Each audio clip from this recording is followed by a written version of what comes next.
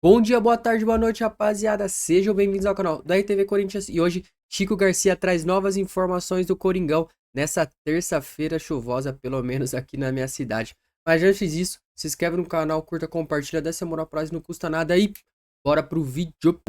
Vamos lá, vamos falar do Corinthians porque tá se aproximando aí o jogo da quarta-feira, finalmente a bola vai voltar a rolar pro Corinthians, né? A gente vai poder ver o Corinthians em campo, retomada do Brasileirão, tô com uma expectativa muito boa sobre o Campeonato Brasileiro, isso sem falar na Libertadores, mas vamos por partes, né? A gente pode ter novidades aí com o Zaca, né? O Zacaria Labiad relacionado, a volta do Yuri Alberto, quem sabe, do Caio César, tem algumas questões aí que a gente vai poder observar nesse jogo de quarta-feira. Mas até lá, vocês sabem, né, que esse período de treinamentos foi para recuperar alguns jogadores. Entre eles, Matheus Pereira, que teve uma lesão muscular de grau 2 no bíceps femoral, né, da coxa.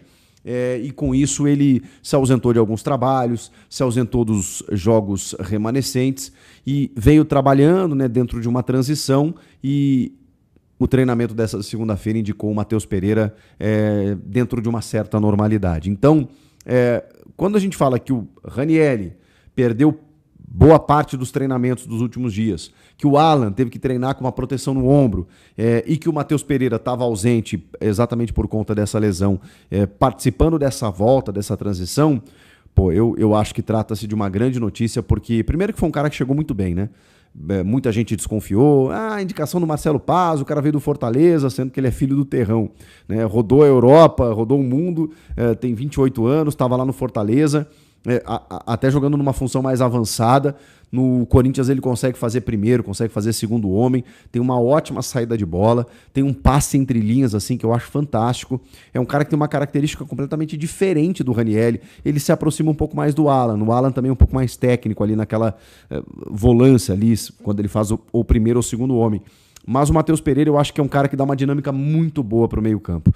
E o fato dele estar retornando eu acho que é mais um acréscimo dentro de um elenco que precisa ser fortalecido mediante a tantas competições, tantos jogos que a partir de agora vão, né, se avizinhar aí na vida do Corinthians. Então, Matheus Pereira voltando, treinando normalmente, o mesmo aconteceu com o Ranieri, o mesmo aconteceu com o Alan, e aí vai depender, né, de uma questão assim de escolha do técnico, ritmo de jogo, deixar para segundo tempo, montar uma escalação inicial, o jogo contra o Coritiba na Neoquímica Arena nessa quarta-feira. Então, eu considero uma boa notícia. O André Luiz, o André volante de 19 anos, uma joia alvinegra, que surgiu na base e foi promovido pelo Dorival Júnior, pelo menos de uma forma mais constante no time, né, da temporada passada para cá. Vem se tornando uma peça fundamental, uma peça presente, uma peça praticamente um titular, dá pra gente colocar dessa maneira. Ele teve essa proposta do Milan, que foi aceita inicialmente, inclusive com troca de minutas, aquela coisa toda, mas a assinatura do presidente Osmar Stabile, ela não aconteceu. E ela não aconteceu por uma série de motivos, né?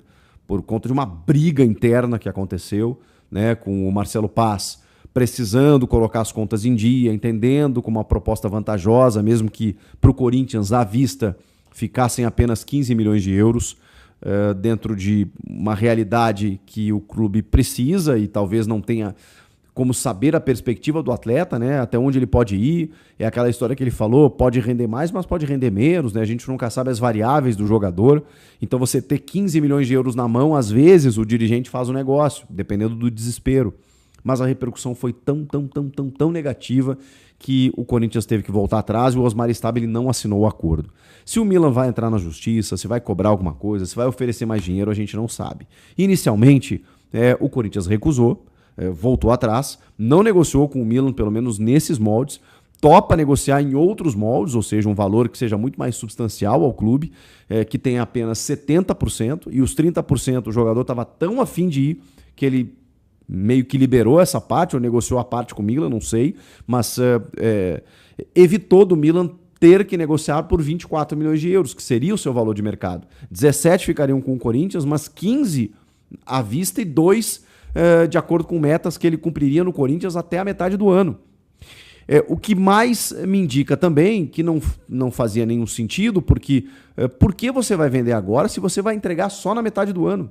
Se até a metade do ano ele pode ter uma convocação de seleção brasileira, ele pode ter, sei lá, uma performance de Libertadores que valorize ainda mais o passe dele, e aí você já vai tê-lo vendido por um valor bem abaixo do mercado. Então, não fez muito sentido essa pressa do Corinthians. E aí, cara, Dorival bateu forte, o Memphis na rede social bateu forte, muita gente saiu em defesa, muita gente criticou a postura do Corinthians em negociar o André e, pelo menos por enquanto, o negócio está desfeito.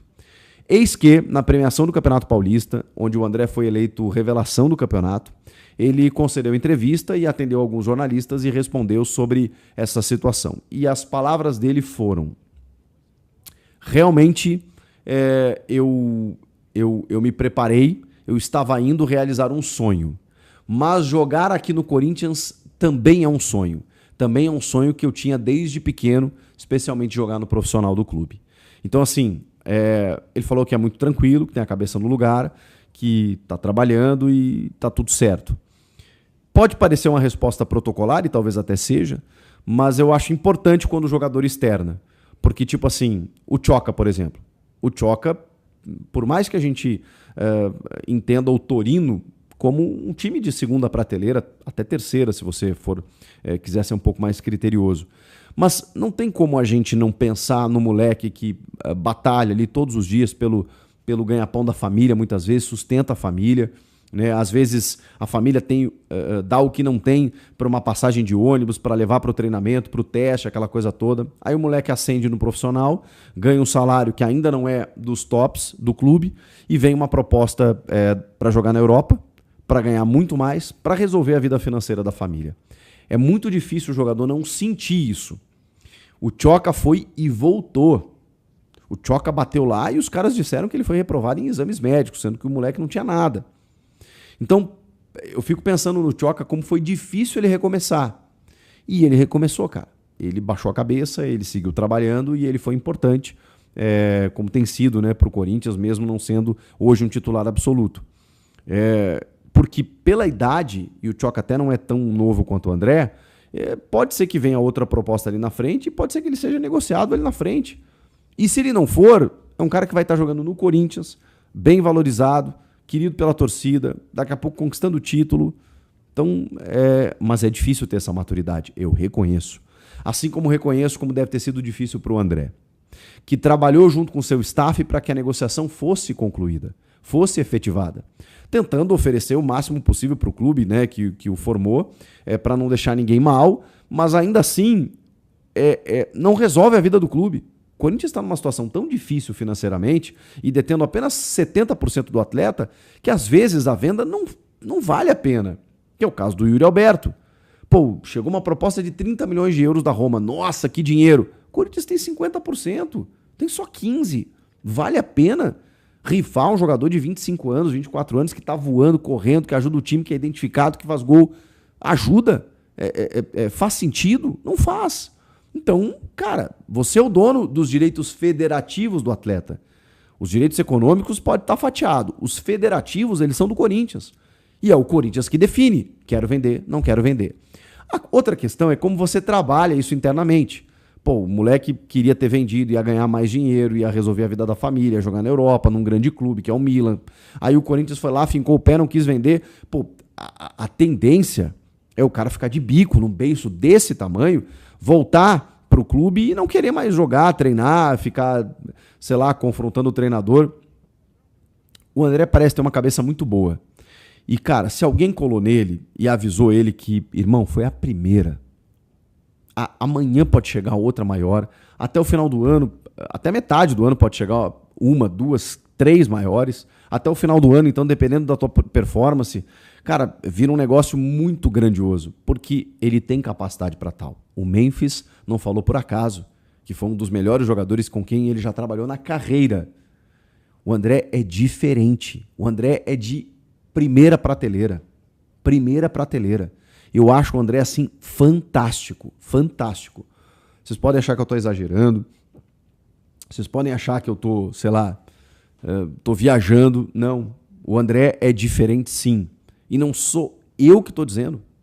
primeiro, é o mercado e tá pagando menos porque o Corinthians se submete a isso, pela realidade que tem. O mesmo jogador no Palmeiras, os caras não chegariam por menos de 30. Não chegariam. O Richard Rios foi vendido por 30 milhões.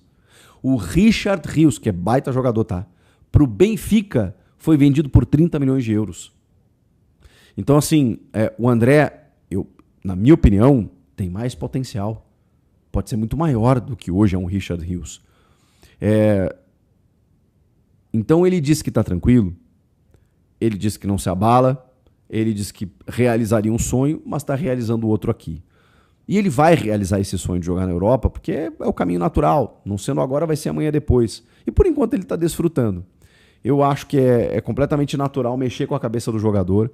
E daqui a pouco, o estranho, como eu falei da resposta protocolar ou não, seria se ele viesse aos microfones e dissesse: realmente estou muito triste, chateado, mas fazer o quê? Vou cumprir meu contrato aqui e tal.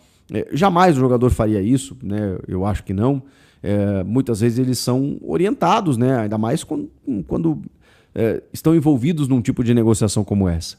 Mas me pareceu genuíno, me pareceu que o moleque que chega no profissional do Corinthians, ele também sonhou muito com aquilo. E se ele entender que cada passo é um passo e que nesse passo ele pode ajudar, inclusive, outros companheiros, né, o clube em geral, eu acho que aí ele tende a crescer cada vez mais e tende a chamar a atenção cada vez mais, porque eu acho que ele joga demais, rapaziada. Não sei vocês. Comentem aqui, inscreva-se no canal e eu volto na próxima. Tchau! Rapaziada, eu seguraria a venda do André, pô. O moleque vai ser vendido mais pra frente por uma graninha melhor. O Corinthians realmente não sabe fazer negócio. Puta que pariu, é foda, né? Vai tá sem dinheiro, tá sem as coisas, mas, porra, mano, deixa o moleque jogar mais um pouquinho. Pô, joga uma Libertadores, joga um Brasileirão inteiro.